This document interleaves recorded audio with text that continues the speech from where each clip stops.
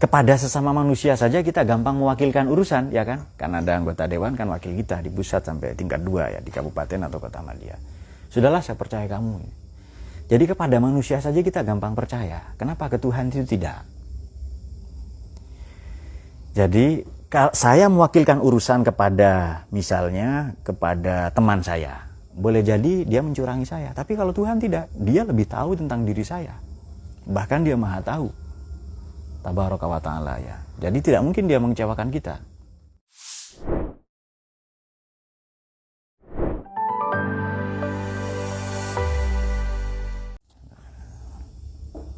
Al-Fatihah. Bismillahirrahmanirrahim. Salatu wassalamu ala sayyidina Muhammad Rasulillah wa ala alihi wa sahbihi wa ala ba'd. Mohon maaf sedianya ngaji tadi sore ya, oleh karena beberapa kendala maka ditunda sampai ya jam sekarang. Tapi semoga tidak mengurangi keistiqomahan kita untuk senantiasa belajar, berdialog, bercengkrama dengan firman Tuhan, mengakses, mendownload nilai-nilai kandungan-kandungan yang ada di dalam Al-Quran. Bismillahirrahmanirrahim. Kita akan membaca surat Al-Imran atau Ali Imran pada ayat 159 sampai 160 atau 161 ya. Ini sehubungan dengan prinsip-prinsip musyawarah, sehubungan dengan demokrasi, dan sehubungan dengan bagaimana keteladanan Nabi Muhammad dalam mendidik, mencerdaskan, membangun peradaban. Menarik ini. Oh ya, mungkin ada yang belum tahu ya, kita patut disclaimer dulu. Beberapa kandungan yang ada pada surat Ali Imran adalah kedatangan beberapa orang delegasi, orang Nasrani untuk datang kepada Nabi berdialog mengenai agama, mengenai akhirat ya, salah satunya mengenai Al-Quran. Juga bagaimana kondisi perang ya, perang Uhud waktu ini, perang yang sangat mencekam. Oleh karena di perang Uhud ini 70 orang syahid sahabat Nabi radhiyallahu anhum. Di antara beberapa nama besar, nama populer yang ya membuat Nabi terhenyak ya, membuat Nabi bersedih, murung, bermuram durja adalah karena paman kinasih beliau meninggal ya, ini Sayyidina Hamzah. Yang lain adalah Sayyidina Mus'ab bin Umair.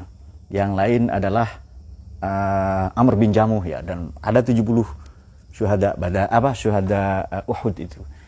Semoga nanti kita bisa berkunjung ke sana ya.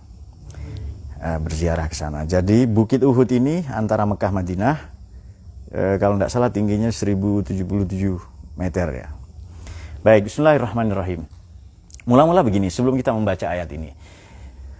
Setelah kemenangan umat Islam pada perang Badar yang terjadi pada tahun kedua Hijriah, maka 1 tahun beberapa bulan kemudian, 1 tahun sekian bulan kemudian, orang-orang atau musuh-musuh Islam di Mekah ini merasa ini Muhammad kekuatannya semakin besar. Maka kita harus menyerangnya, melumpuhkannya karena pengaruhnya semakin meluas. Maka disiapkanlah pasukan. Banyak ya. Ada yang katakan 2000, ada yang katakan 2500, ada yang katakan 3000 ya. Untuk mengepung Madinah.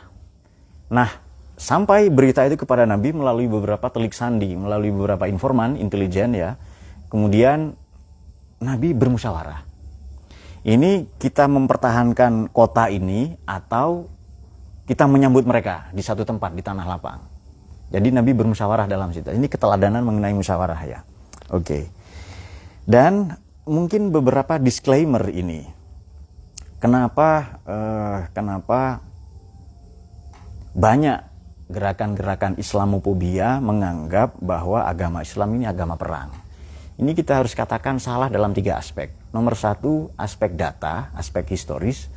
Yang kedua, aspek teologis, karena spirit agama Islam ini adalah spirit untuk berdamai. Maka ayat musalimah 3 kali lipat lebih banyak daripada ini ayat damai, daripada ayat musayifah, saif pedang.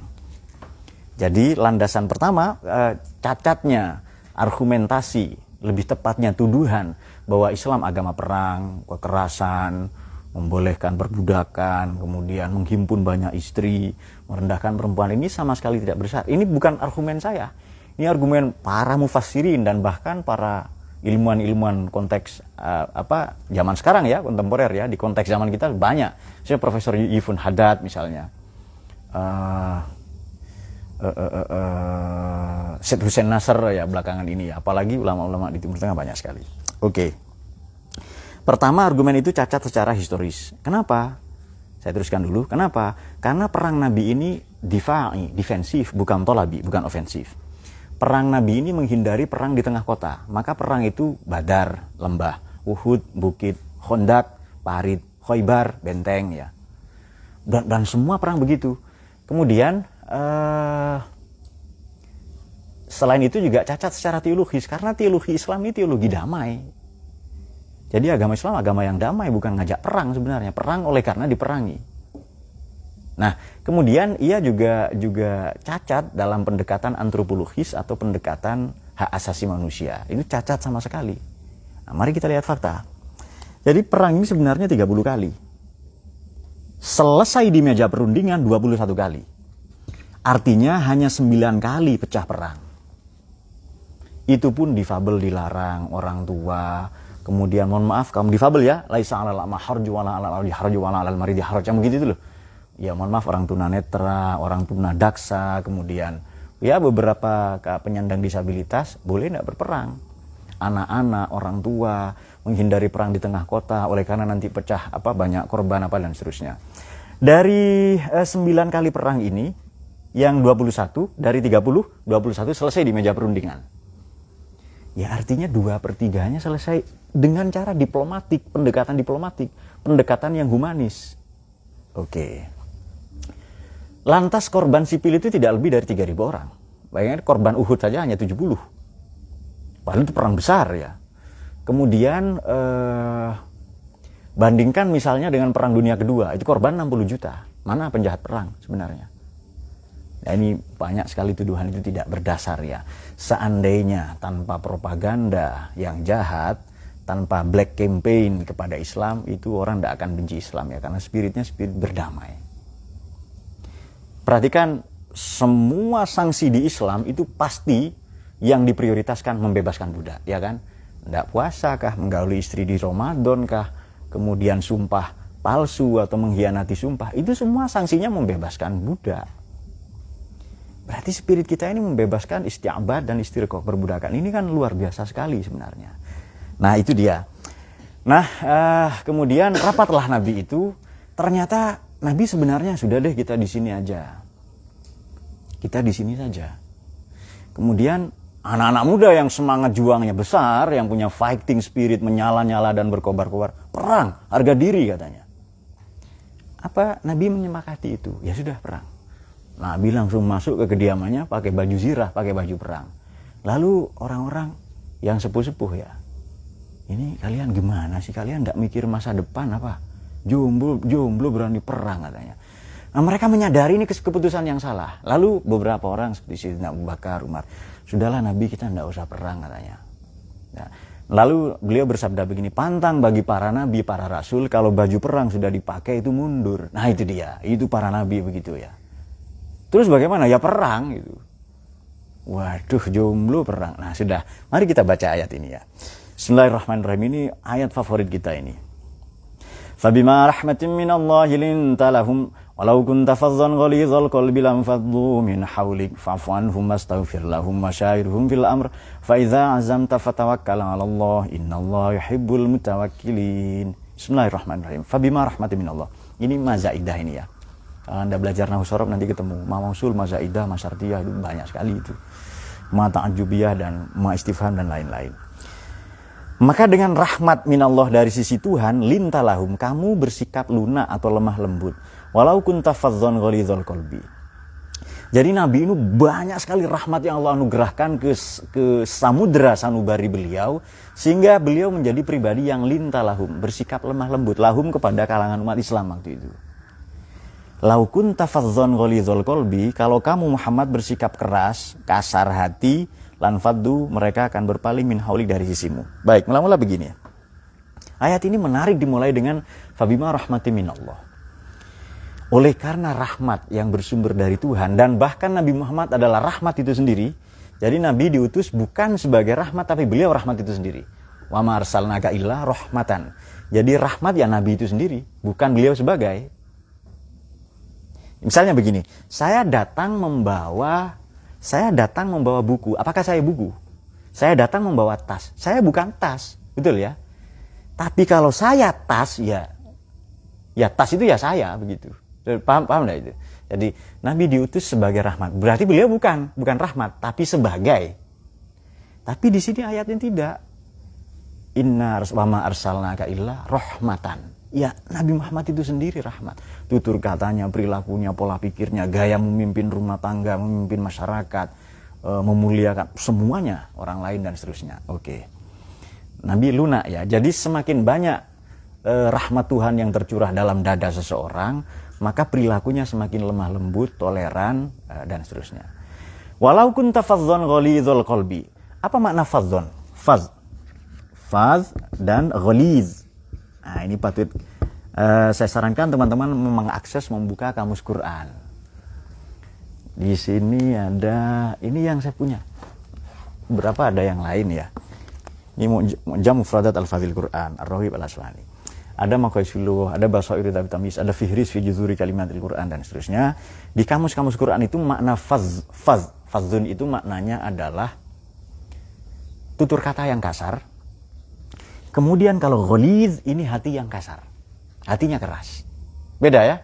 Ada orang mukanya kayak preman macam Yusron, tapi hatinya lemah lembut. Kok enggak amin Yus? Nah, makanya ada orang tutur katanya kasar ya, tapi hatinya lemah lembut. Saya enggak nyebut Burhan lah ya, Burhan apa yang biasa kan dari kepulauan itu ngobrol berdua kayak berlima. Karena enggak ada yang budak di situ, enggak ada yang tuli, enggak ada yang tunarungu, jangan bilang budak ya. Oke. Fabaddaqa, maka budaklah semua ya. Oke. Kalau ghalidh keras hati, ada juga orang yang tutur katanya lembut tapi hatinya bajingan, hatinya munafik. Ada begitu? Ada yang dua-duanya, mulutnya kasar, hatinya lebih-lebih.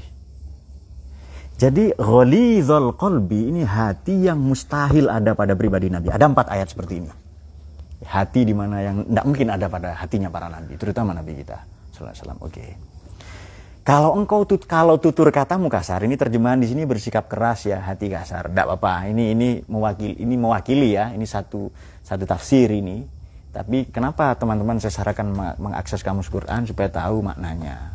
Orang kalau tahu maknanya kan enggak. Dan tidak banyak kok. Ini hanya 2.700-an kosakata ya di dalam Quran dari jumlah 24,6 juta kosakata dalam bahasa Arab yang digunakan Quran hanya 2.700.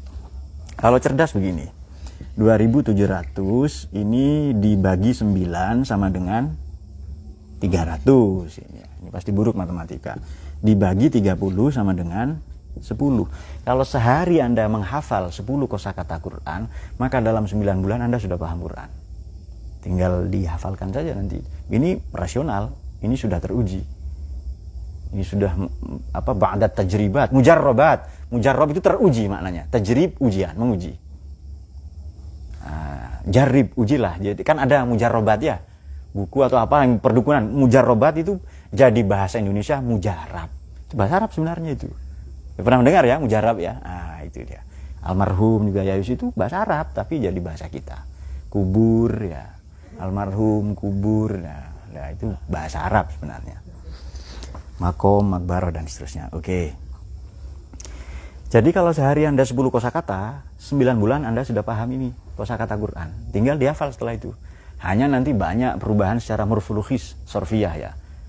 Nah, jadi sebenarnya menghafal Quran ini gampang, tapi ya gampang lupa juga. Dan enggak usah hafal Quran kalian, enggak penting. Yang penting paham ini tafsir apa dan perilakunya Qurani. Kalau hafal Mas, ya kaset bisa, CD, flash disk, HP juga hafal Quran ya kan? Ya seperti kaset saja. Dan banyak yang hafal Quran itu. Oke, itu dia. Jadi lebih baik perilakunya Quran itu dia. Syukur-syukur bisa menghafal. Itu menurut saya sekabupaten 1 orang saja hafal sudah cukup itu. Nggak usah banyak-banyak. Nah, nggak usah banyak-banyak. Ini tapi pendapat pribadi. Nggak setuju Pak? Nggak apa-apa, negara demokrasi. Ayat musyawarah setelah ini. Lau kunta fadhdhan ghalidhal qalbi lan faddu, mereka akan berpaling ya menjauh min haulik. Seandainya di momen itu Nabi bersikap keras, udah saya terserah saya semua. Ini saya Nabi. Mereka berpaling. Tapi Nabi mengakomodir dalam dinamika rapat musyawarah diskusi waktu itu, mengakomodir semua pendapat termasuk pendapat anak muda. Sayyidina Usama bin Zaid 19 tahun, perang, harga diri katanya. Nah, itu dia. Nah, kelak Sayyidina Usama bin Zaid ini menjadi gubernur Madinah ya. Ini pemuda yang hebat ini. Fa'fu anhum. Ini rapat, Nabi setuju kah? Nabi tidak setuju sebenarnya secara pribadi. Tapi menghargai pendapat publik. Ya sudah, kita perang. Maunya Nabi kan tidak usah berperang. Kita pertahankan kota saja. Sudah kita di sini. Kalau mereka datang, kita lebih baik mempersiapkan diri di sini. Tapi kata anak-anak muda, tidak. Kita sambut mereka. Nah, itu dia. Oke, kalau perang nanti naik ke bukit ini. Pasukan panah, 50 orang. Kalah atau menang, jangan turun. Katanya itu sabda Nabi begitu itu. Tapi nanti ada kejadian di mana mereka turun. Fa'fu anhum, maafkan mereka. Wastaghfir, mohonkan ampunan untuk mereka. Wasyawirhum fil amr. Bermusyawarahlah dalam segala urusan. Oke. Musyawarah ini terambil dari kata shin, waw, ro. Betul ya? Syawaro. Apa artinya musyawarah itu? Ini sudah jadi bahasa kita toh, betul kan? Apa artinya musyawarah itu? Ada yang tahu? Ada? Yang kalian tahu musyawarah itu apa? Dita, apa? Perundingan. Oke ya. Ini pentingnya punya kamus Quran. Shin, waw, ro maknanya adalah mencari madu di sarang lebah. Itu dia. Silakan buka kamus Quran itu. Mencari madu di sarang lebah. Jadi syawaro saling mencari madu. Kira-kira di mana ini madu betul loh ya, bukan madu yang kalian kerap salah pahami, madu murni atau madu bukan. Kira-kira di mana, di toilet ada, di kandang kambing ada. Nggak ada, memang di sarangnya. Kalau sekarang kan kita bisa beli. Ini konteks zaman itu ya. Mencari madu di sarang lebah. Oke. Jadi musyawarah ini maknanya adalah mencari nilai, mencari obat, mencari penyembuh luka di sarang lebah. Kepada siapa? Kepada si empunya madu. Siapa itu? Ya lebah, pemilik madu. Oke, mari kita perhatikan lebah itu apa wataknya. Yang dimakan baik kah? Betul ya? Ada apa lebah ngerokok misalnya, apa soto itu enggak ada. Itu nektar bunga yang baik-baik. Oke. Kemudian lebah ini dimanapun dia hinggap tidak ada dahan yang rontok, yang patah. Karakter yang kedua. Jadi dimanapun lebah ini hinggap, tidak ada dahan rusak. Meskipun dia hinggap di bunga yang sangat rapuh, tidak ada rusak itu. Kemudian 3, yang keluar darinya yang baik-baik, betul ya? Madu ya, yang dikonsumsi baik, yang keluar darinya entah tutur kata atau apa itu baik-baik. Oke. Kemudian lebah ini mempertahankan diri. Dia tidak menyerang kalau tidak diserang, ya. Bahkan kalau nanti yang kelima, bahkan kalau dia menyengat, sengatannya adalah obat, adalah antibodi. Itu dia. Lebah madu loh ya. Kan ada yang Pak di sini ada Pak lebah nakal, nah, bitasdidil lam ya lamnya. Bukan itu. Kan ada yang lebah bahasa Jawa tawon das yang ekstrim itu, yang waktu itu saya disengat 3 kali itu ya, waktu nebang-nebang pohon mau ngecor itu. Wah, itu bukan itu. Yang gahar, awas Pak bambu Pak. Itu saya nunduk bukan takut bambu. Memang diserang lebah itu. Yang waktu itu salah satu teman kita Ustadz Hasani yang langsung berkepala besar ya. Membengkak kepalanya itu ya. Jadi nah, belakangan Niko kepingin disengat lebah. Loh, belum selesai. Ini kalian ngaji sudah jorok mikirnya. Karena ada antibodi di situ. Sarungnya bukan ya, di dalam sarung bukan. Lalu dia berdoa, ya Allah semoga tetap bengkak ini. Ya. Tapi hilangkanlah sakitnya. Bukan itu kalian. Ya kalian banget yang begitu. Oke. Kemudian rumahnya lebah ini rumah paling kuat di dunia oleh karena heksagonal. segi 6 heksagonal. Itu ditiru dalam pembuatan bola sepak apa dan seterusnya. Oke. Di dalam bilik-bilik rumah lebah itu ada ruang isolasi dan ruang perawatan bagi lebah yang cedera. Kemudian bagi-bagi tugas, ada lebah ratu, ada lebah pekerja, ada lebah penyerbu, apa begitu-begitu. Ini contoh hebat sekali. Jadi bermusyawarah itu tidak bisa di sembarang tempat dan di sembarang orang. Carilah pribadi, dalam dua tanda kutip, yang memiliki karakter lebah tadi itu. Yang dia bisa mengeluarkan madu untuk kita. Tutur katanya baik. Kemudian punya mental, punya kepribadian. Yang keluar dan nanti darinya baik, yang dikonsumsi itu baik. Kemudian peduli ya karena ada ruang isolasi apa dan seterusnya tadi itu. Wasyawirhum fil amri, bermusyawarahlah dalam segala urusan. Sampai di situ dulu. Oke, ini Nabi diperintahkan musyawarah, padahal musyawarah sebelumnya gagal. Musyawarah sebelumnya mengecewakan, betul kah? Coba ndak ada musyawarah, langsung Nabi eksekusi. Kita pertahankan kota. Polis ya, negara kota Madinah itu. Ndak ada meninggal sahabat utama itu. Sayyidina Mus'ab bin Umair, kemudian Amr bin Jamu, terutama Sayyidus Syuhada, yakni Sayyidina Hamzah bin Abdul Muttalib ya. Ndak akan ada peristiwa itu. Tapi Nabi menghargai. Nah, ini dia. Nabi kecewa kah dengan itu kah? Kecewa kan ya? Nabi kecewa dengan keputusan itu sebenarnya. Tapi ini keputusan rapat Nabi lakukan. Apa perintah Allah di situ?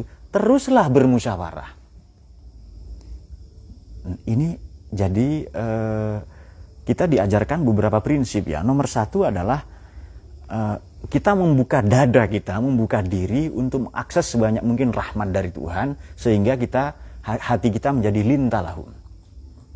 Kalau kita fadzol, jadi fabima rahmatim minallah, nomor satu nilai-nilainya di ayat itu fabima rahmatim minallah, rahmat. Yang kedua lintalahum.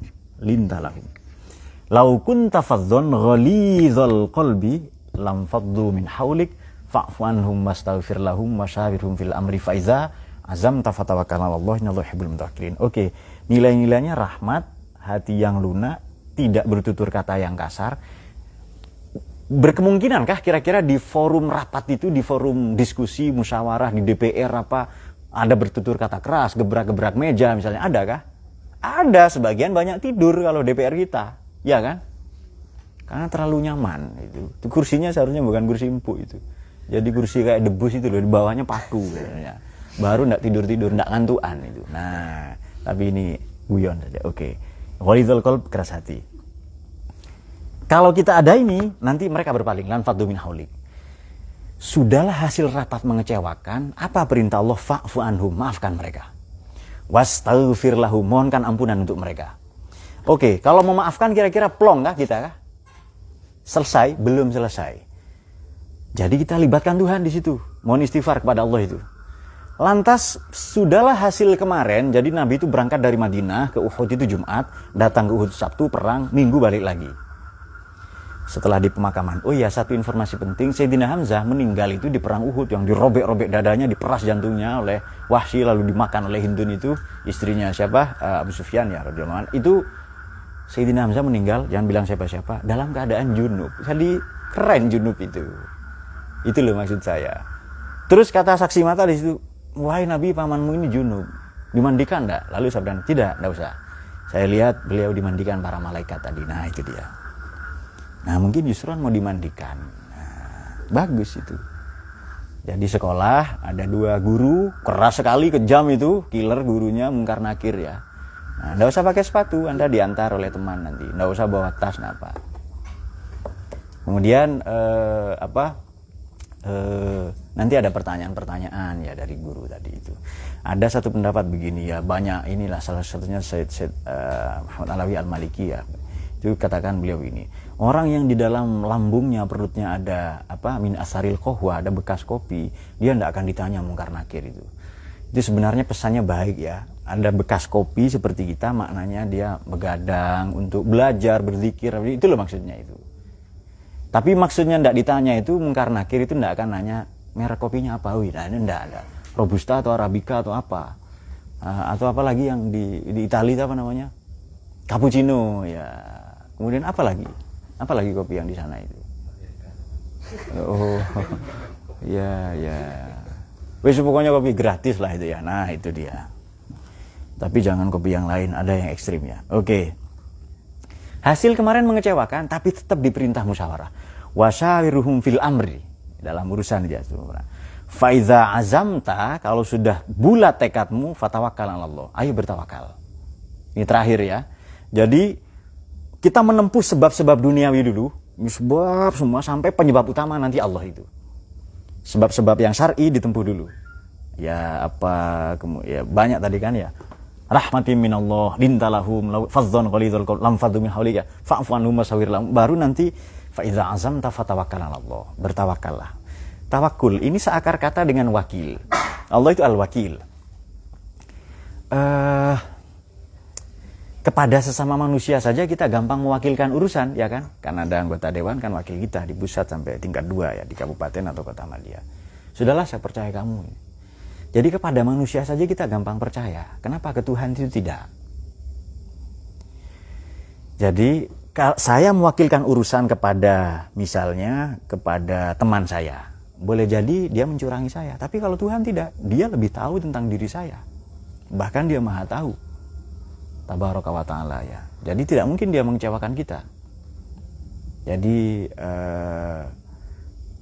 anggota dewan, oknum lah ya. Ini kan wakil kita, betul ya?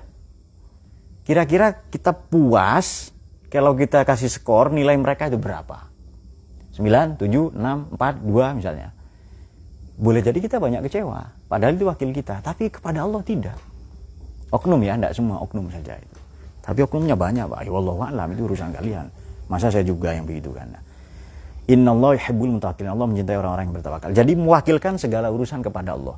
Ada seorang ya sahabat lah datang dari Yaman ya. Ini ya, masuk Islam datang kemudian dari mana? Dari Yaman. Jauh sekali ya karena Yaman selatan Saudi ya.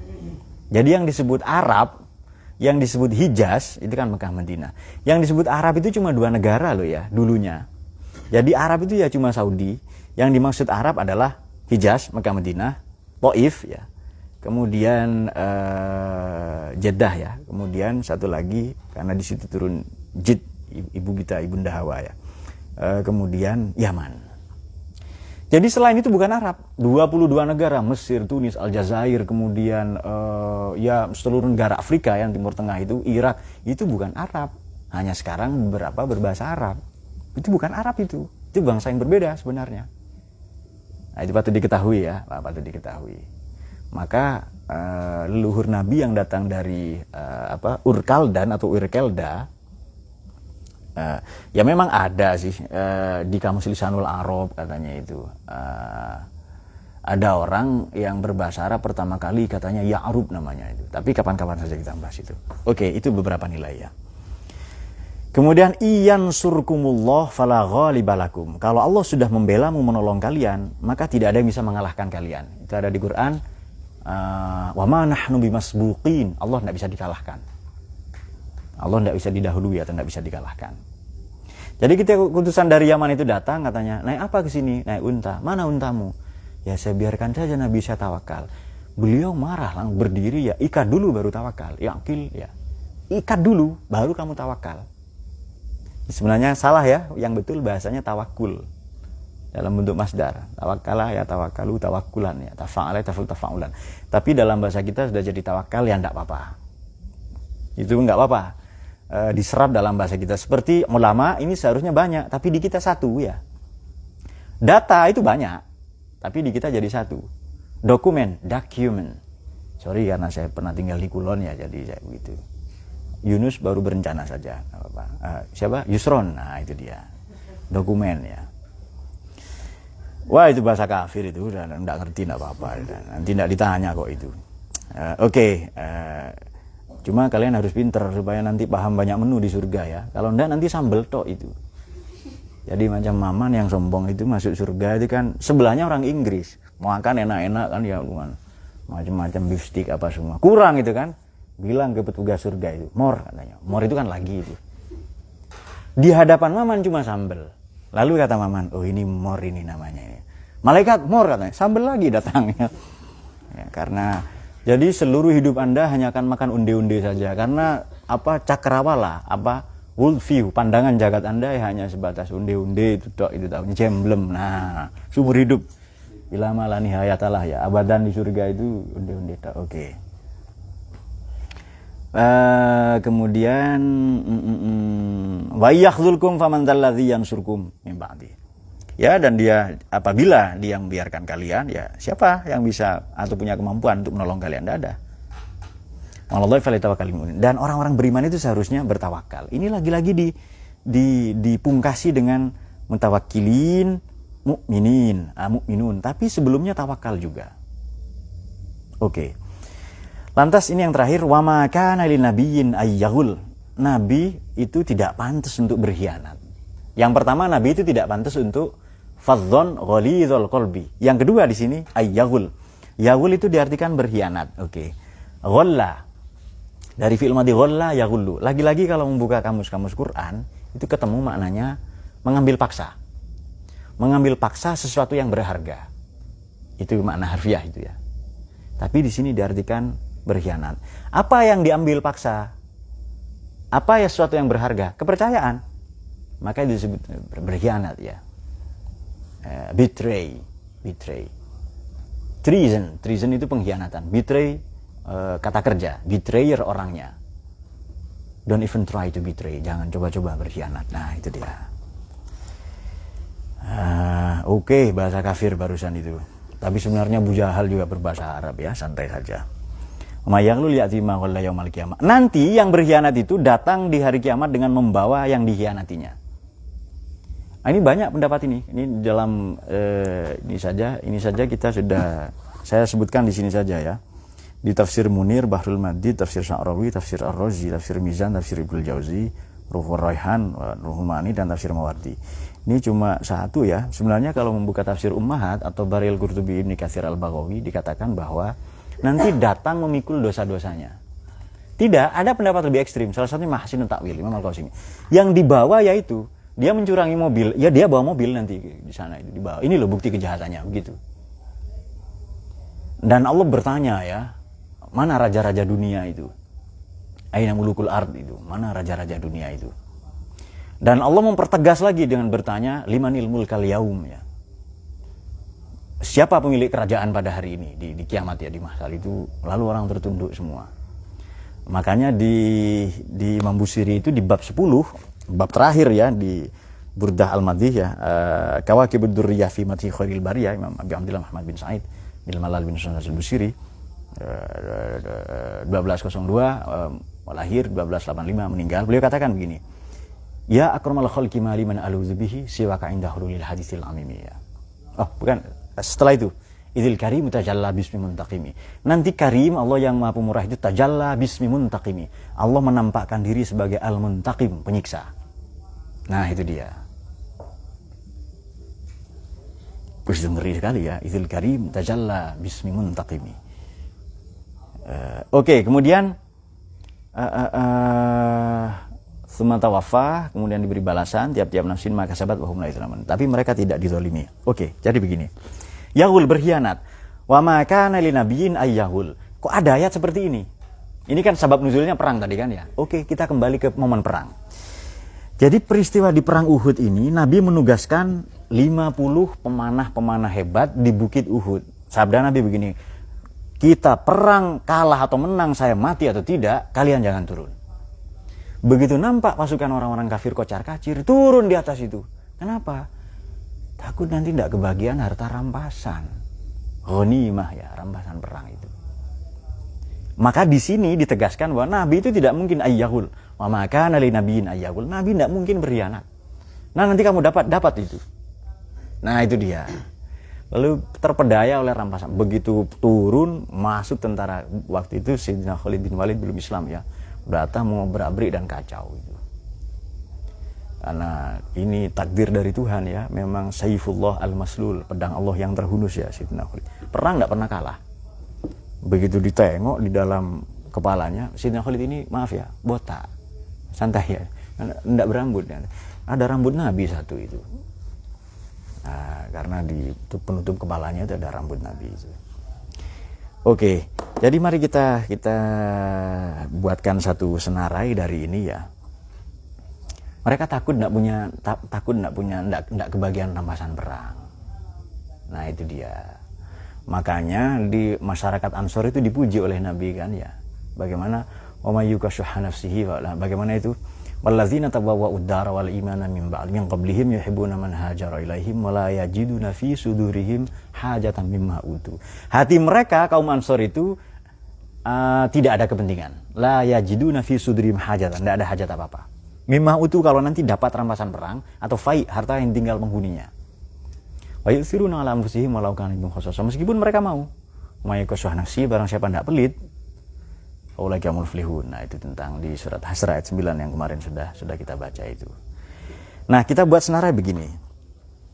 Ini kan perintah musyawarah, perintah berdemokrasi, perintah dari Allah syariat untuk brainstorm, curah gagasan, brainstorming. Ini perintah untuk brainstorming, curah gagasan. Ini bagus ya terjemahannya, curah gagasan. Menghimpun banyak pendapat. Memang ada yang kecewa loh ya, ada yang tutur katanya kasar, ada yang mengecewakan, tapi fa'fu anhum, itu dia. Dan Nabi bukan ghalidhul qalbi, fadhon ghalidhul qalb. Fadhon dan ghalidhon tidak ada pada Nabi itu. Juga ghul. Ya, apa tadi? Wa ma kana linabiyyin ayyahul. Itu tidak ada pada Nabi itu.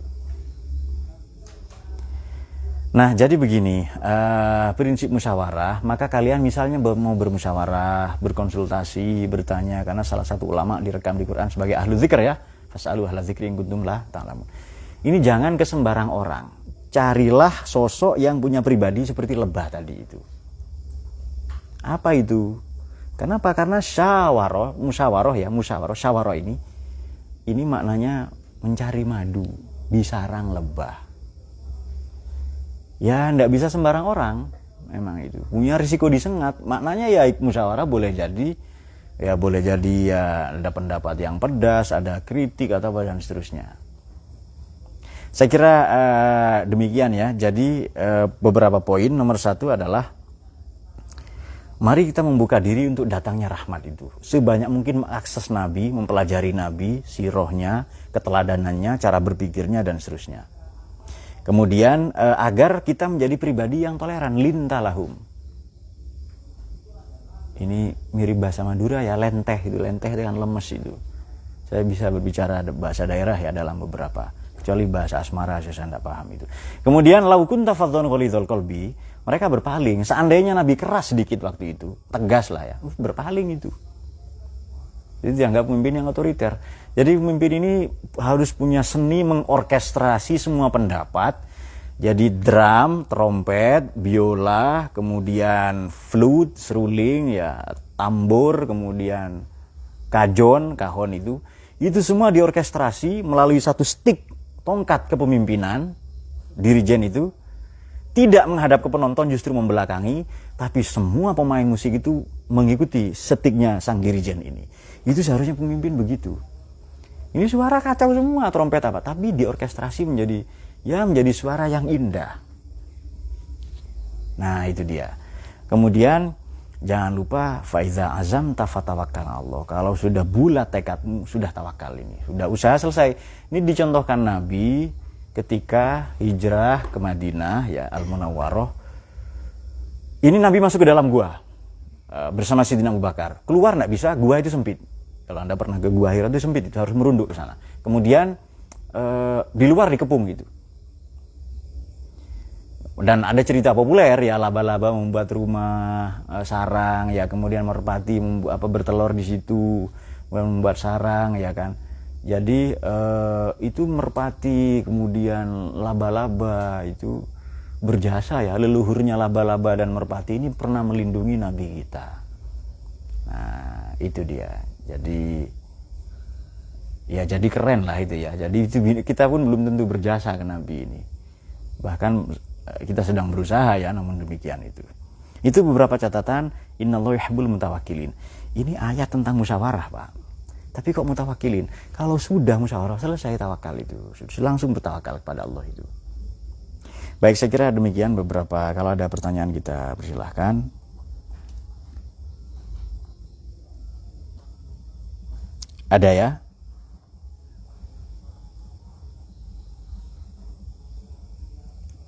Ada. Mari dikirim ke saya.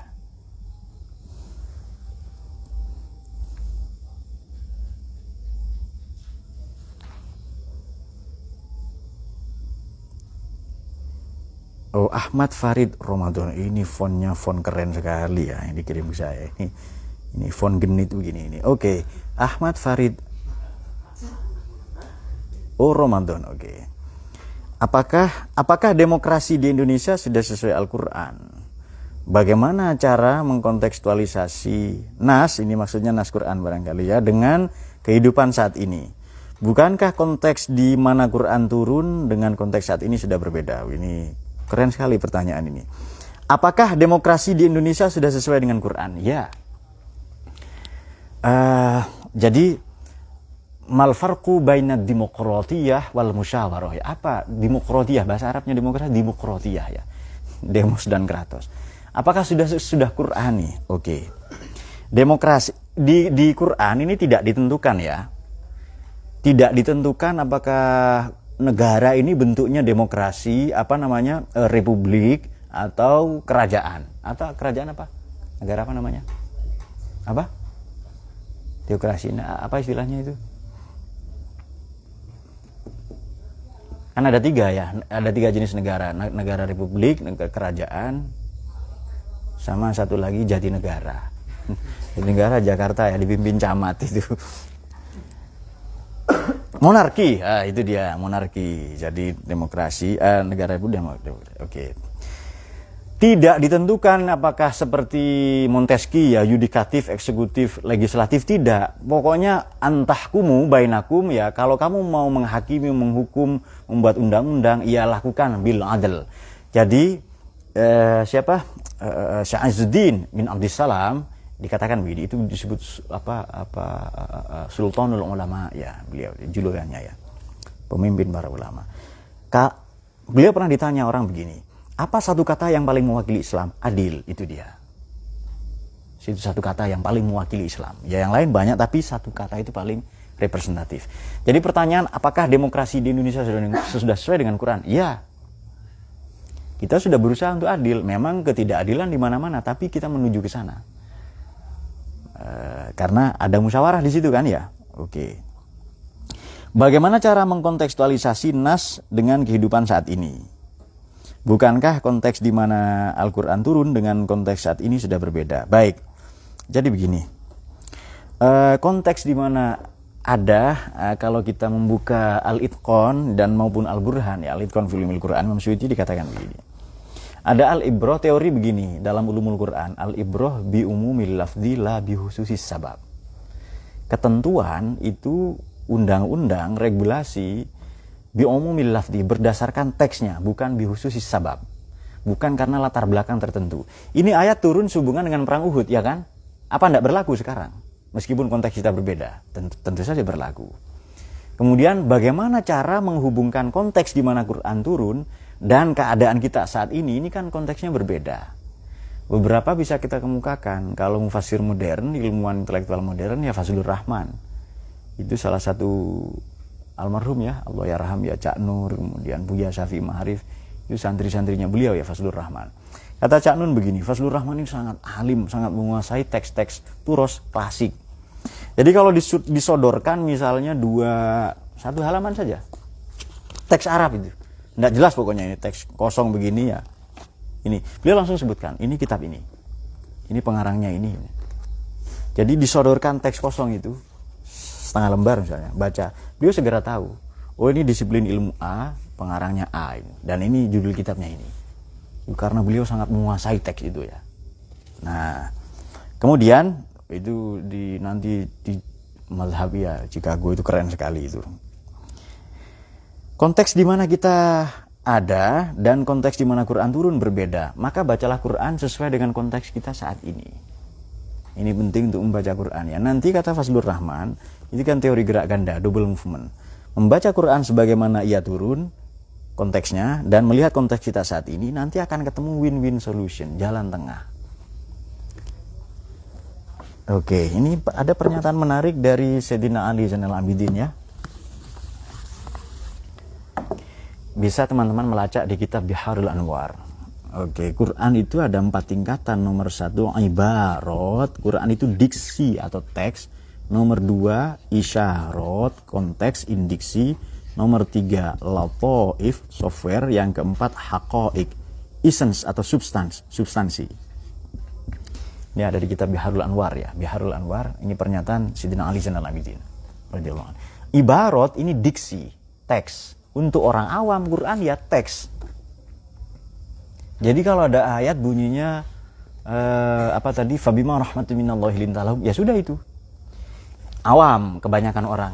Tapi untuk orang khawas seperti kita para pembelajar, Quran itu isyarat, indiksi, konteks.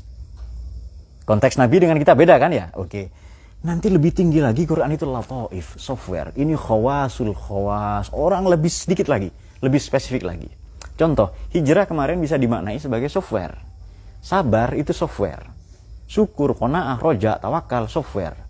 Nasih mansuh, software. Kemudian sabab nuzul, software. Itu kita install baru paham. Nah, sudah paham ya. Pak, ada satu lagi saya tidak bisa membahas. Yang terakhir ini haqa'iq, hakikat Quran. Tidak ada yang tahu ini. Kenapa? Karena ketika Nabi dapat wahyu, tidak ngajak-ngajak kita, ya kan? Ya kita tidak tahu. Ya hanya Nabi yang tahu ini. Nah, setelah selesai Nabi meninggal, Quran ini bergerak sendirian. Quran, hadis, ya kutubus sittah, itu terutama atau kitab hadis ya di ya imam-imam yang populer lah, Bukhari, Muslim, Tirmidzi, Nasa'i, Ibnu Majah, Darqutni, Ahmad, Abu Daud, Ad-Dalami, Al-Hakim, semua radhiyallahu anhum itu berangkat sendirian. Maka nanti dikenal Nabi sebagai marji'ut tasyri' wahdah, rujukan syariat satu-satunya, sudah tidak lagi mendampingi Quran hadis, bergeser. Namun demikian, maka di sini pentingnya bermadzhab ya. Ahlus sunnah wal jamaah ini dibawa oleh Nabi, para sahabat, tabi'in, terus ulama itu dinahkodai para ulama. Dan itu sampai ke kita, ke guru-guru kita, sampai ke Mbah Hasyim ya, terus gitu ya, semua ulama Nusantara lah itu. Itu mereka para nahkoda yang dipercaya oleh guru-guru sebelumnya. Bayangkan Anda atau Islam ini mengalir liar saja di sungai, di peradaban, di sungai, di sejarah, di arus sejarah selama 14,5 abad. Nah, itu kotor ya, banyak tahrif, banyak penyelewengan. Tapi kalau dinahkodai kan tidak. Jadi konteks Nabi ada beda dengan konteks kita sekarang. Ya. Oleh karena itu bacalah Quran seolah-olah turun kepada Anda dalam konteks Anda. Kalau tidak bisa ya bermazhab. Itu dia. Jadi kalau dikatakan apakah Indonesia ini demokrasi Indonesia sesuai dengan prinsip Quran, dengan prinsip musyawarah yang ada di Quran? Ya, itu sudah dicontohkan Nabi itu, sudah dicontohkan itu. Ya tentu ada plus minus, kita bukan Nabi. Maka saya tertawa kepada orang, ketawa dulu ya. Saya ketawa kepada orang yang sok-sok sunnah Nabi. Menurut saya pernyataan orang yang sok ingin ikut sunnah Rasul itu orang yang sombong. Satu, yang kedua dia sombong banget. Yang ketiga dia sombong sekali. Itu sombong 3 kali itu. Kenapa? Apa bisa dia persis seperti Nabi? Tidak bisa. Banyak hal-hal yang kita tidak boleh tiru ya. Tidak semua yang dilakukan Nabi otomatis sunnah. Tidak semua yang ditinggalkan Nabi otomatis bid'ah. Nah, ini kayak kalian harus tahu ini. Ini terutama mahasiswa ini. Yang biasanya baru pinter kan sombong itu. Tidak semua yang ditinggalkan Nabi bid'ah. Tidak semua yang dilakukan Nabi sunnah. Contoh. Nabi boleh menghimpun 9 istri. Kita haram. Kemudian Nabi boleh menikah tanpa saksi, tanpa wali. Kita haram. Terutama di mazhab Syafi'i ya, di mazhab kita. Kemudian Nabi tidak pernah batal wudu. Tidak mungkin kita tidak batal wudu. Kemudian Nabi mewajibkan dirinya bangun malam. Kita sunnah. Mau diwajibkan juga percuma, ya kan? Banyak hal-hal yang tidak bisa. Apalagi ini kata Imam Al-Qastolani, kalau Nabi buang kotoran, tanah membelah diri. Lalu masuk itu. Dan tidak ada aroma bau apa-apa, langsung wangi itu. Itu banser tidak bisa. Banser RT, lurah pondok di sini tidak bisa itu. Ustadz lah tidak bisa itu. Kiai juga tidak bisa. Itu khusus Nabi itu. Banyak hal-hal yang khusus, spesifik untuk Nabi. Nabi ini musyarri, legislator. Kan tidak mungkin kita niru 100% itu. Nah itu dia. Jadi yang sunnah Rasul, Pak sunnah Rasul Pak sama istri malam Jumat. Nabi dituduh tukang kawin. Jadi sebenarnya imajinasi hormonalnya sendiri, seneng kawin tapi bawa-bawa nabi, itu berbahaya sekali. Sudahlah kawin-kawin aja deh, tidak usah bawa nabi, maksud saya begitu. Udah kawin, kenapa? Doyan kawin pak, ya sudah, tidak usah bawa-bawa agama itu.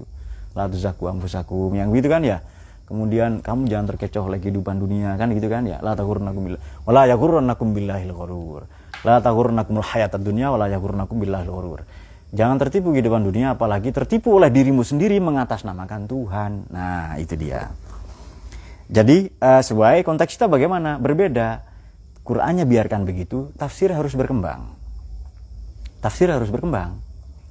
Ilmu ini harus berkembang. Dan itu, orang yang menolak kemajuan ilmu, kepingin dia status quo, dia salah lahir sebenarnya. Nabi dulu, beliau orang suci ya. Tidak punya salah, tidak punya dosa. Dibimbing wahyu, menerima pendapat orang lain. Nah itu dia. Nabi mengajarkan keteladanan doa para nabi terdahulu.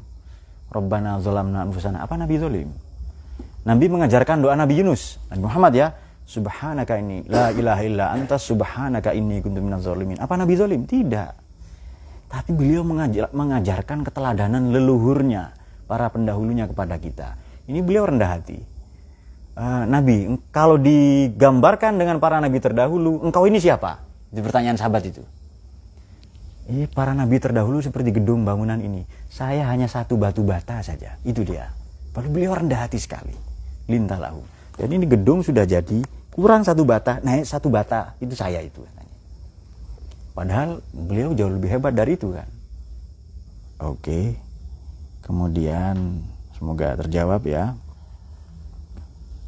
Pertanyaan yang kedua dari Prodito.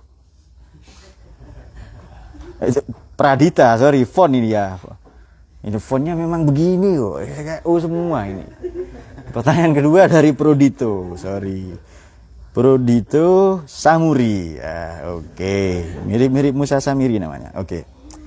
Dari Mbak Pradita, maafkan Mbak. Di sini karena di sini ada juga ini. Maafkan ya Mbak Prodito ini. Mengapa kewajiban berperang ini turun di Madinah? Bukankah Nabi Muhammad SAW, Allahumma sholli wa barik alaihi ya. Mengapa kewajiban perang ini turun di Madinah? Bukankah Nabi Muhammad dan para pengikutnya radhiyallahu anhum justru lebih banyak mendapat teror dan intimidasi di Mekah? Ini keren pertanyaan dari Mbak Prudito. Ini Mbak atau Mas ya? Gambarnya tidak jelas ini. Jangan-jangan transgender. Oke. Mengapa kewajiban berperang turun di Madinah? Bukankah Nabi dan para sahabat waktu itu as-sabiqunal awwalun, generasi pertama 124 orang. Banyak teror ya. Banyak intimidasi. Kalau teman-teman jeli membaca Quran, sebenarnya ayat hijrah ini sudah turun pada wahyu kedua. Nabi Allah perintahkan untuk hijrah itu. Ayat kedua adalah Ya ayyuhal muddatsir. Dibaca di bak itu loh, di Barzanji itu ada. Bismillahirrahmanirrahim. Di Barzanji ya ada redaksi begini. Wa kana linubuwatihi fi taqaddum iqra bismi rabbika sabiqun ala anna lahas sabiqiyah wa taqadduma risalatahu bil bisyarati wan nizarati liman da'a. Kalian malam Jumat kemarin baca Barzanji atau tiba? Tiba ya. Tapi kemarinnya lagi Barzanji kan ya, selang-seling ya. Oke. Itu pertama. Lalu yang kedua, setelah itu wahyu terhenti. Lalu diejek Nabi itu karena wahyu terhenti. Summa fataro. Fataro itu berhenti sejenak. Fatro. Summa fataral wahyu salasa sinina au salasina syahra. Summa fataral wahyu salasa sinina au salasina syahra. Wahyu terhenti 3 tahun atau 30 bulan. 2 tahun setengah. Liyastaqo ilan tisagi hatikan nafati syadiyah. Summa unzilat alaihi. Ini dia. Ya ayyuhal muddatsiru faja'ahu jibrilu biha wa nada. Ayat kedua. Wahyu kedua. Ya ayyuhal muddatsirkum fa'anzir wa rabbaka wasiyabaka warrujza fahjur. Yang kotor-kotor tinggalkan. Jadi Nabi sudah ada perintah hijrah secara maknawi. Hijrah bukan dalam arti lokomotor, pindah tempat. Tapi hijrah non lokomotor. Kan katanya gerak 2 di fisika kan. Ada gerak lokomotor, gerak berpindah tempat. Ada gerak non lokomotor, tidak pindah tempat.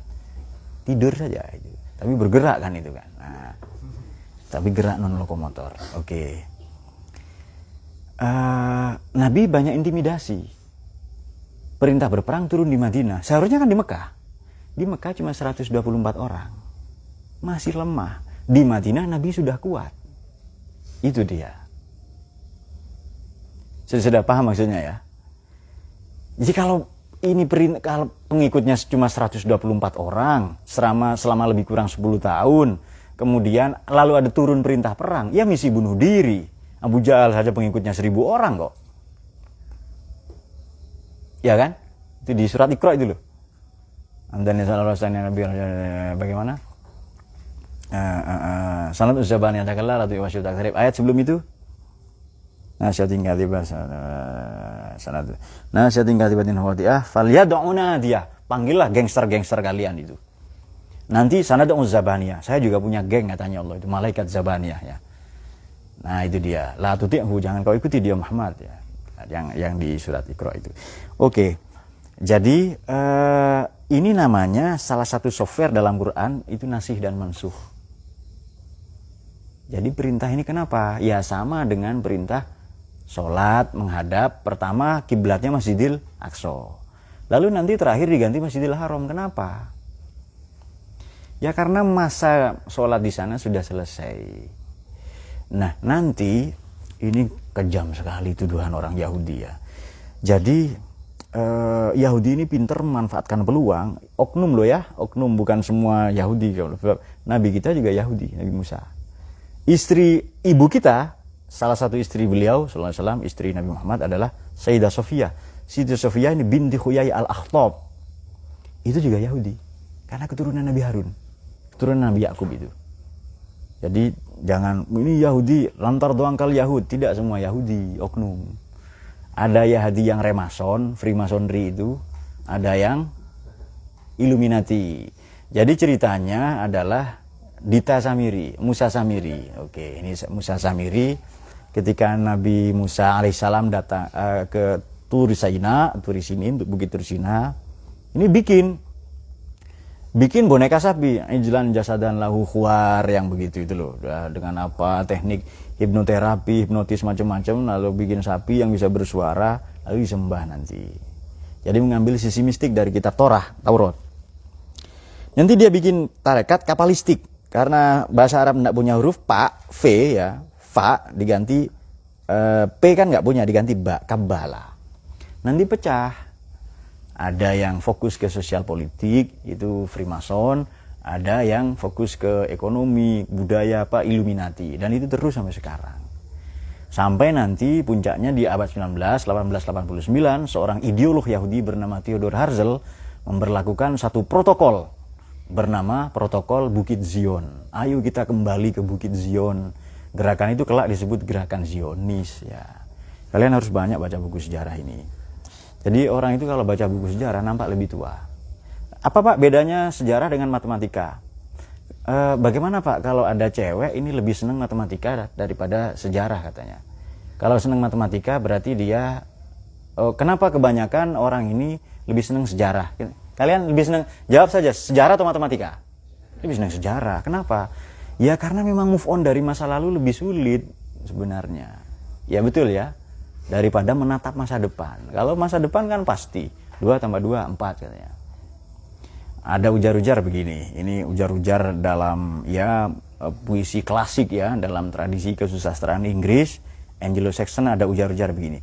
The past is nothing while the future is listening gitu.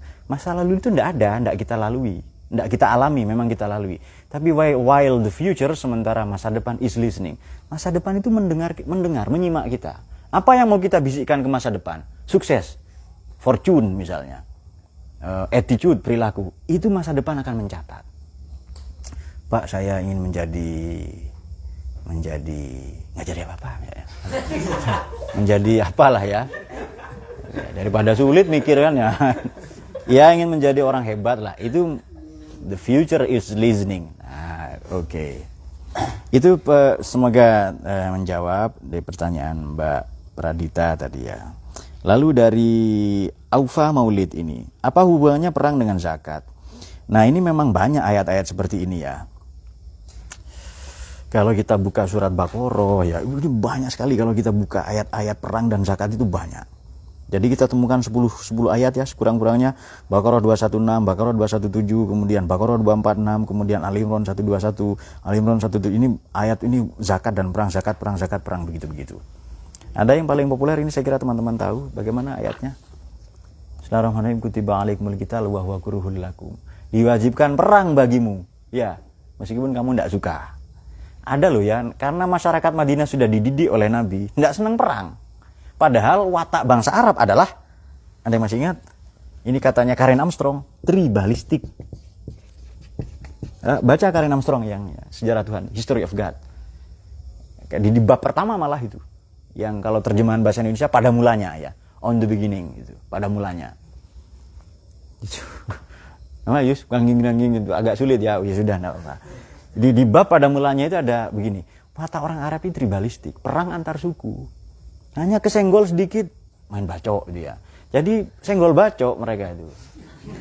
Apa ya ada lah misalnya seperti Yusron ya, pagi-pagi rapi-rapikan jenggot atau kumis.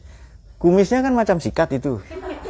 Lalu ada yang manggil, kumis sikat, langsung bacok ya misalnya. Ada yang kepalanya agak kepala cucut, langsung marah misalnya. Jadi ada juga yang nggak bisa kentut, marah langsung bacok misalnya. Itu kebiasaan begitu-begitu ya, rebutan istri, anak, pencaplokan ya, aneksasi apa dan lain-lain, itu perang. Bahkan terinjak kakinya itu langsung bacok orang, padahal nggak ada orang di situ, langsung sabet pedang itu. Ternyata kaki kanan menginjak kaki kiri gitu ya. Lalu marah-marah. Dan dia, ini pasti perbuatan setan, setannya marah, enak aja katanya.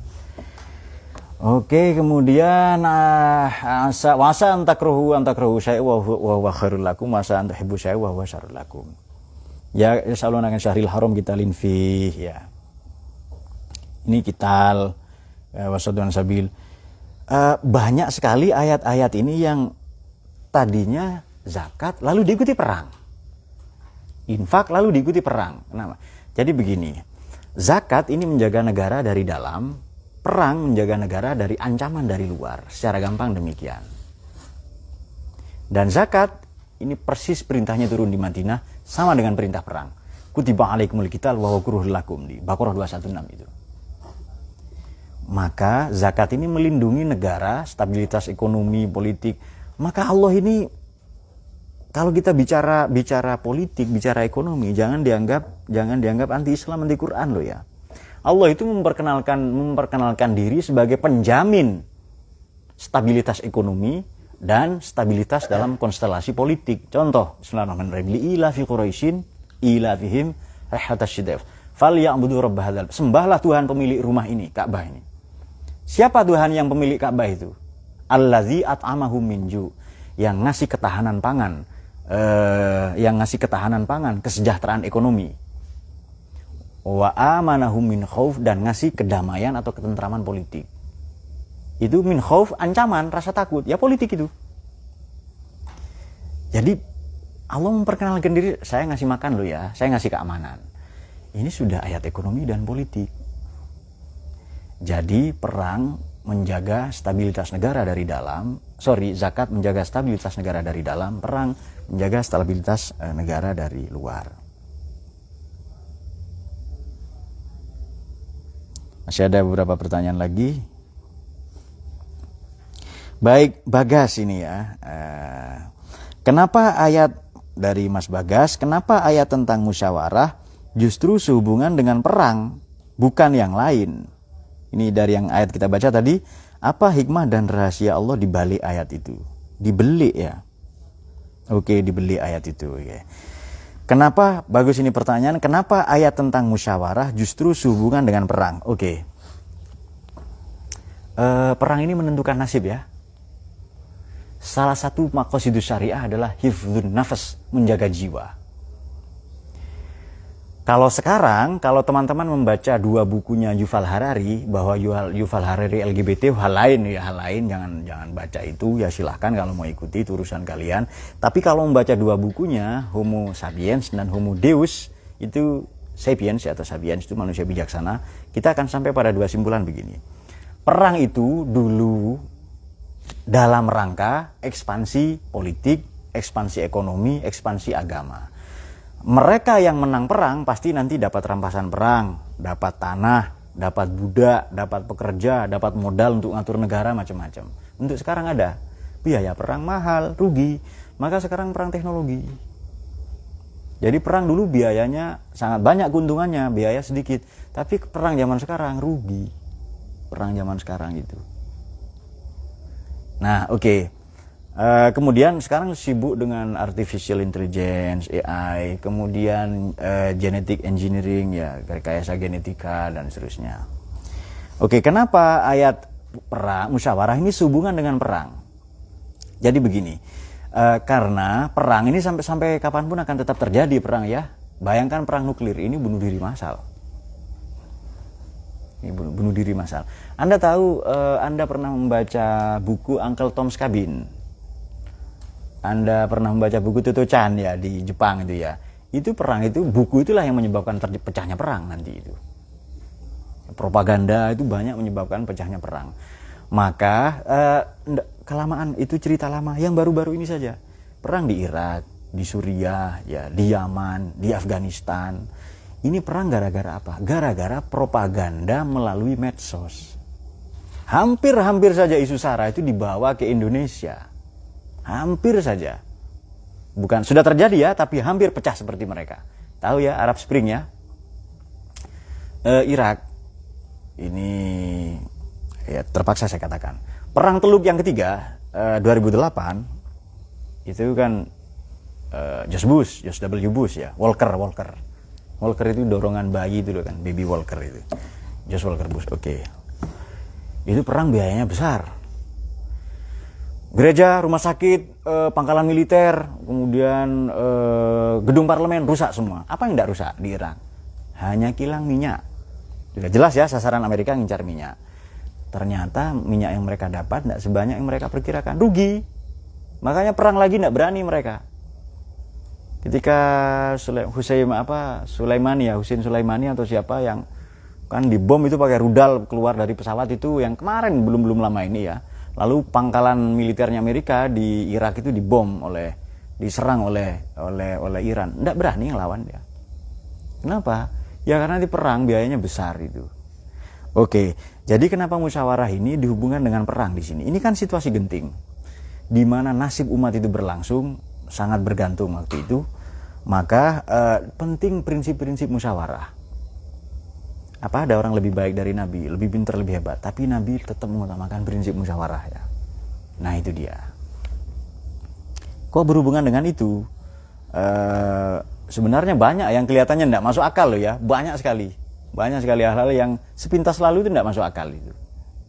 Ini kok ayat ini berhubungan. Nah, teman-teman, saya rekomendasikan satu buku, judulnya Nazmud Duror fi Tanasubi Ayati Wassuwar. Itu bukunya karyanya Imam Al-Biqai. Di Indonesia ada salah satu mufassir, yakni Profesor Quraish Shihab, ya, atau Allahu baqa'an. Profesor Quraish Shihab ini disertasi doktornya tentang Habib Quraish Shihab, ya, disertasi doktornya tentang Imam Al-Biqai. Nah, itu dia. Itu korelasi ayat dengan ayat, surat dengan surat. Seperti kemarin kita singgung, awal surat A berhubungan dengan akhir surat sebelumnya. Awal surat Hajj berhubungan dengan akhir surat Al-Anbiya. Awal surat Mukminun berhubungan dengan akhir surat Al-Hajj, yang begitu-begitu. Jadi kenapa ini berhubungan dengan perang? Musyawarah ini sehubungan dengan perang. Justru kepemimpinan itu nampak di sini. Dan kita perang, ya, setiap hari, ya, perang dengan nafsu itu setiap hari. Ma jihadul akbar, jihadul mar'i hawahu.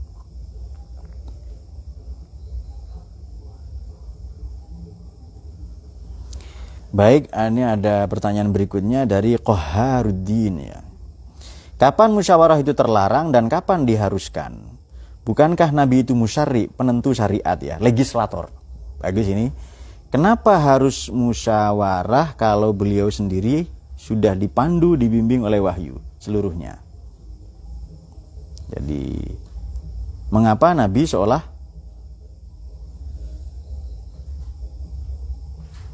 Mengapa Nabi seolah tidak tegas? Oke, ya.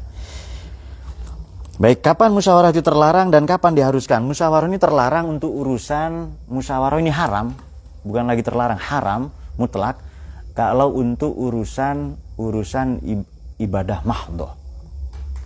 Baik, kita musyawarah dulu, maghrib ini berapa rakaat? Enggak usah.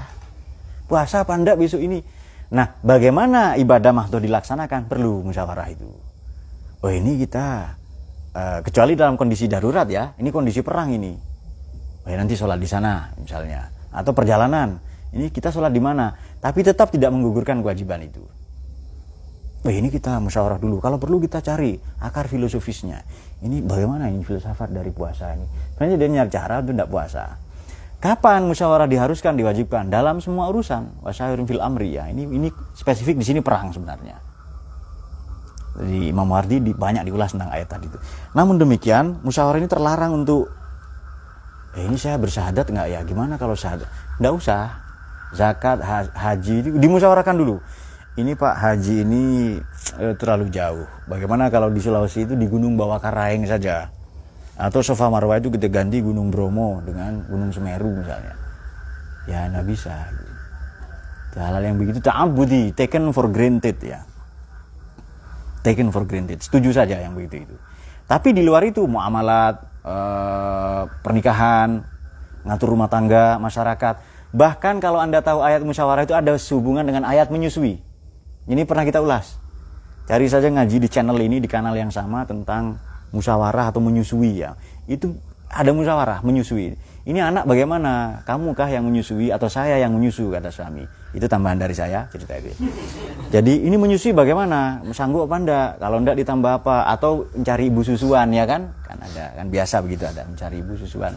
Ya seperti Kanjeng Nabi disusui oleh Siti Halimatus Sa'diyah. Oke.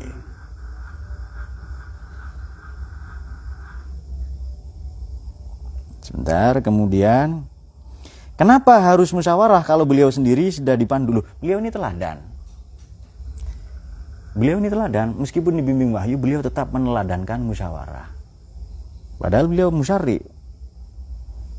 Mengapa Nabi SAW tidak tegas? Tidak, Nabi ini tegas. Buktinya tadi kalau sudah pakai baju zirah, pantang bagi para Nabi ini untuk mundur itu. Tulis semua dari saya katanya itu. Kemudian, terus kata Sayyidina Abi Hurairah, tapi engkau sedang marah Nabi. Nabi tidak marah kecuali benar kata. Nah, itu tulis semua. Lalu semuanya ditulis di hadis itu. Kalau kita kan tidak, tulis yang baik-baik saja ya, diedit dulu 20 kali ya. Pertanyaan berikutnya dari Maryam Sayyidati. Izin bertanya, apakah persaingan politik dibenarkan menurut prinsip demokrasi Islam? Ya memang harus bersaing. Jangankan di dalam politik ya. Dalam mencari jodoh saja bersaing ya. Hal-hal baik itu di Quran, wa fi dzalika falyatanafasil mutanafisun. Ayo berlomba-lomba.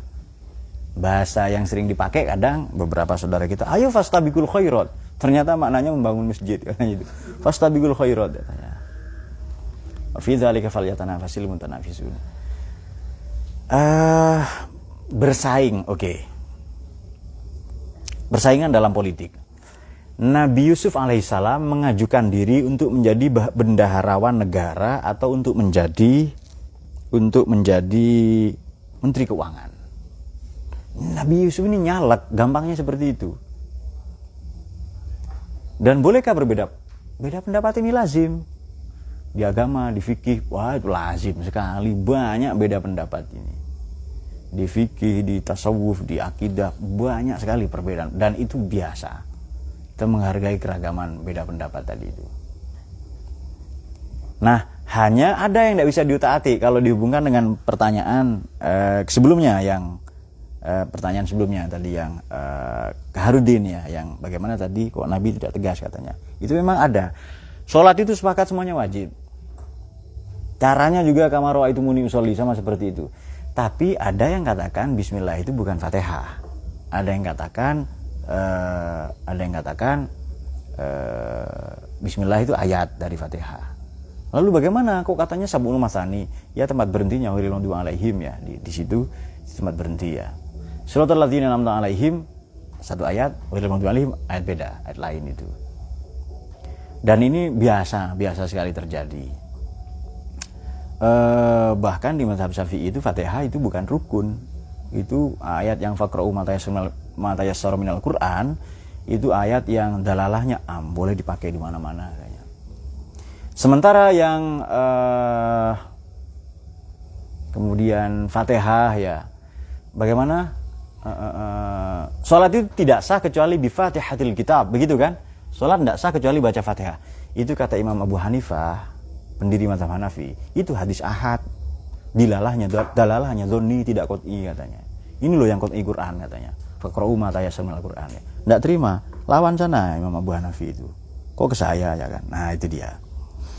Jadi apakah persaingan politik dibenarkan menurut prinsip demokrasi Islam? Betul.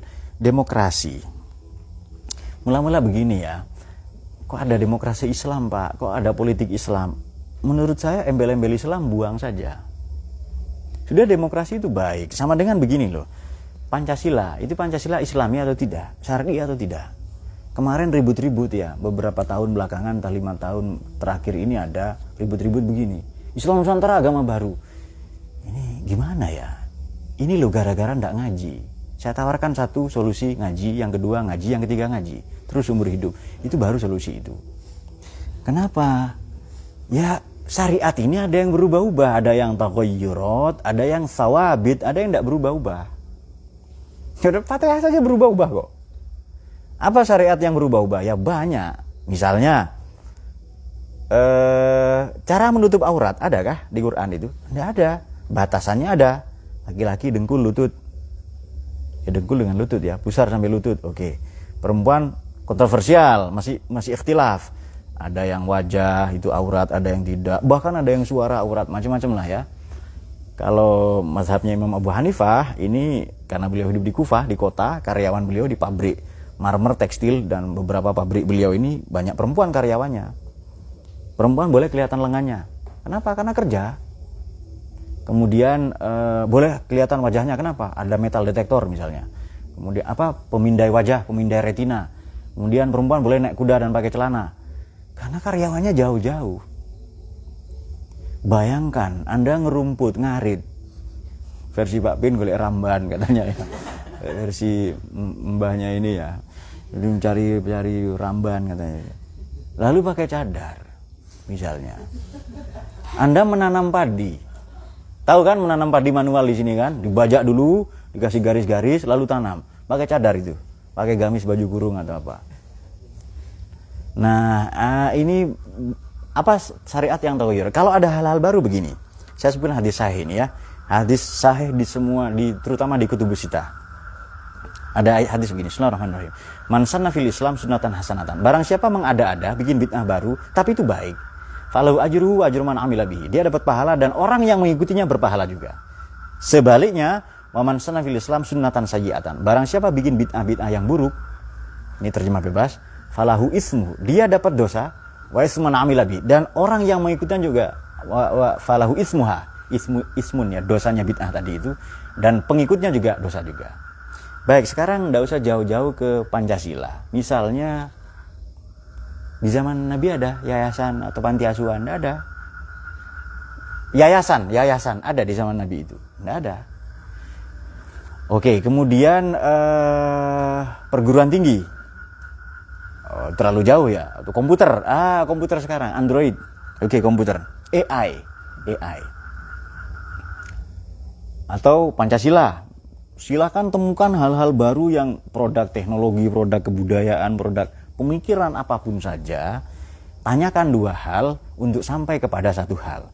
Tanyakan nomor 1, hal tukhalif bis syariah. Dia bertentangan dengan syariat.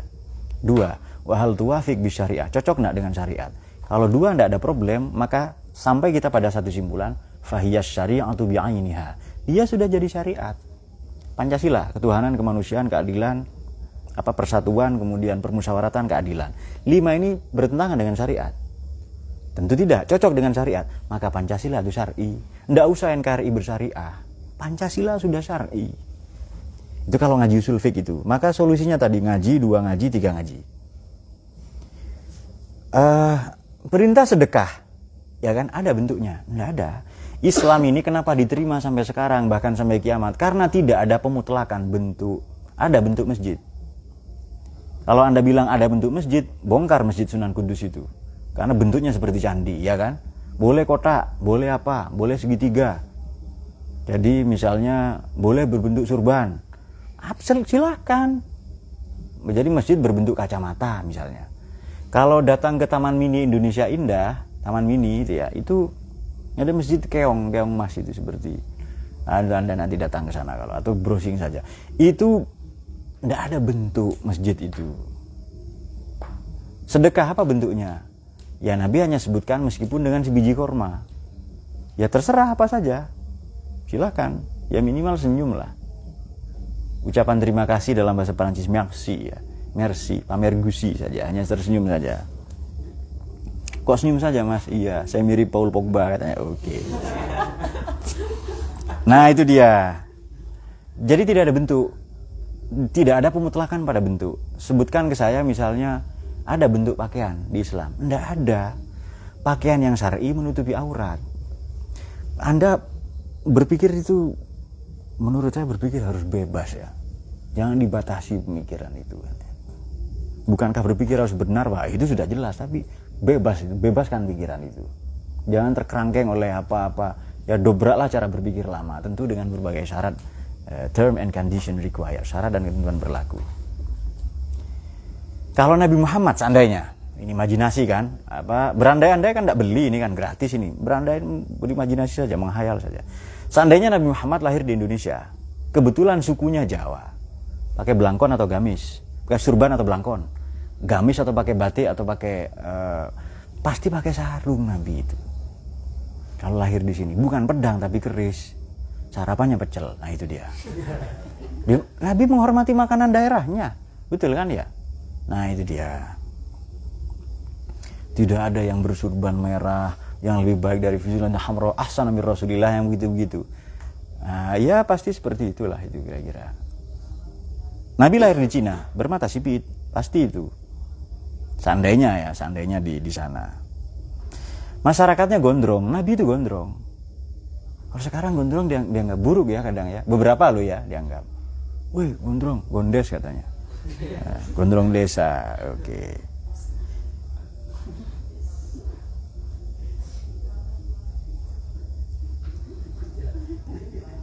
Mungkin itu saja ya, tidak ada lagi ya. Baik, itu saja. Terima kasih kepada semua penanya. Ini banyak sekali pertanyaan malam ini, semoga terjawab semua ya. Walhasil, mari kita simpulkan dari beberapa kajian kita. Semoga menjawab ya kepada Maryam Sayyidati ini. Jadi persaingan politik dibenarkan, ya. Yang penting cara.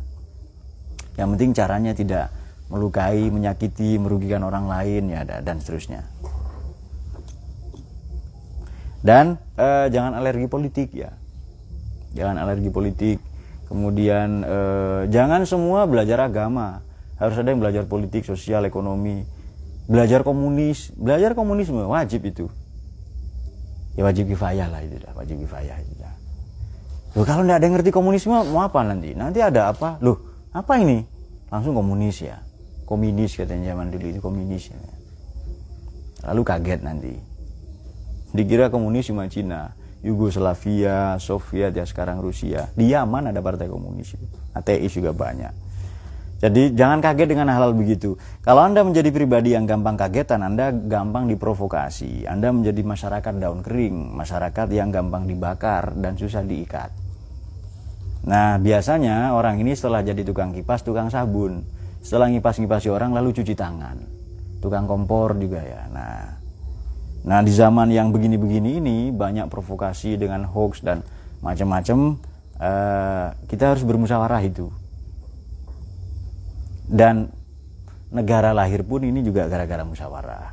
Nabi bikin MOU wasaiq ya. Atau Ba'dil Madinah Charter itu juga musyawarah.